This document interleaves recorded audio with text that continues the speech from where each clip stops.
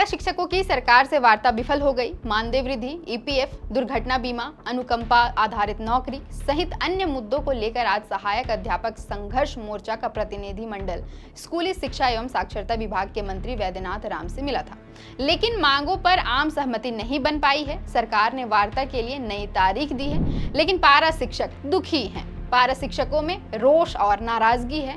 गौरतलब है कि 2 माह में विधानसभा के चुनाव हैं और प्रदेश में 70,000 से ज्यादा पारा शिक्षकों की नाराजगी सत्ताधारी दल को भारी पड़ सकती है। नाराजगी का आलम क्या है, उसे संघर्ष मोर्चा के राज्य प्रतिनिधि सिद्दीकी शेख के बयान से समझा जा सकता है।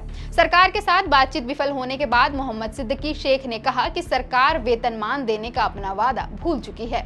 समझौते के मुताबिक पारा शिक्षकों को ईपीएफ का लाभ देना था, लेकिन सरकार इस वादे से भी मुकर गई। उन्होंने कहा कि यदि वेतनमान देने में कोई अड़चन है तो कम से कम सरकार वेतनमान के समतुल्य मानदेय देने पर विचार करे, लेकिन यहाँ भी उदासीनता ही झलकती है। उन्होंने स्पष्ट कहा है कि सरकार के ढुलमुल रवैये से पारा शिक्षकों में आक्रोश बढ़ रहा है, जिसका परिणाम निश्चित रूप से ठीक नहीं होगा।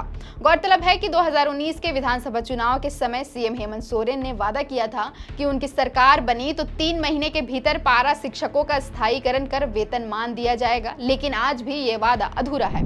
पारा शिक्षकों का मानना है कि बीच में सरकार ने जरूर कुछ मानदेय बढ़ाया था, लेकिन वक्त और हालात के हिसाब से वो नाकाफी है। बता दूं कि हाल ही में पारा शिक्षकों ने आंदोलन भी किया था। सीएम आवास का घेराव करने जा रहे पारा शिक्षकों पर लाठीचार्ज हुआ था, आंसू गैस के गोले दागे गए थे। आंदोलन का रुख आक्रामक होता देख शिक्षा मंत्री वैद्यनाथ राम ने वार्ता के लिए बुलाया था। अब ये भी समझ लीजिए कि पारा शिक्षकों और विभाग के बीच वार्ता के मुख्य बिंदु क्या थे और बातचीत कैसे विफल हो गई।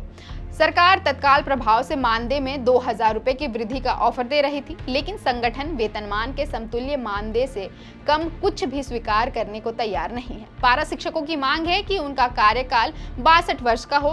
मंत्री ने कहा कि सीएम से सहमति लेकर विचार करेंगे। आकलन परीक्षा में 5,000 पारा शिक्षकों को क्वेश्चन गलत होने की वजह से दिक्कतें आई। इस बाबत मंत्री ने जैक अध्यक्ष को तलब किया है। आकलन परीक्षा का आयोजन 10% मानदेय वृद्धि के लिए किया गया था। सरकार ने यह भी प्रस्ताव दिया कि अनुकंपा में संशोधन किया जाएगा। अनुकंपा स्तरीय पदों पर भी पारा शिक्षकों के परिजनों को इसका लाभ मिलेगा।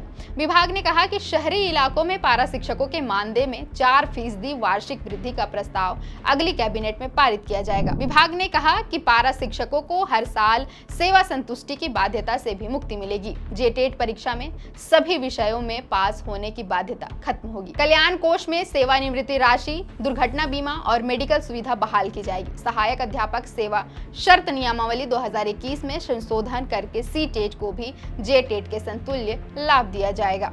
गौरतलब है कि पिछली सरकार में वेतनमान स्थायीकरण, ईपीएफ और अनुकंपा पर नौकरी जैसी कई मांगों को लेकर पारा शिक्षकों ने आंदोलन किया था। तब की रघुवर सरकार ने मांगे नहीं मानी। रांची में आंदोलन के दौरान पारा शिक्षकों पर लाठीचार्ज भी हुआ था। तब झारखंड मुक्ति मोर्चा के हेमंत सोरेन ने चुनावी घोषणा पत्र में वादा किया था कि सरकार बनते ही 3 महीने के भीतर स्थायीकरण और वेतनमान का लाभ दिया जाएगा। अब तो पूरा कार्यकाल खत्म होने को है और पारा शिक्षकों के हिस्से मानदेय वृद्धि का झुंझुना ही आ पाया है। इस बीच दर्जनों बार आंदोलन हुए, धरना प्रदर्शन हुआ, लेकिन नतीजा नहीं निकला। ये वार्ता भी विफल हो गई। अब देखते हैं आगे क्या होता है। आपके लिए ये खबर लिखी थी हमारे साथी सूरज ठाकुर ने। मेरा नाम है अवंतिका और आप देख रहे थे द फोर्थ पिलर।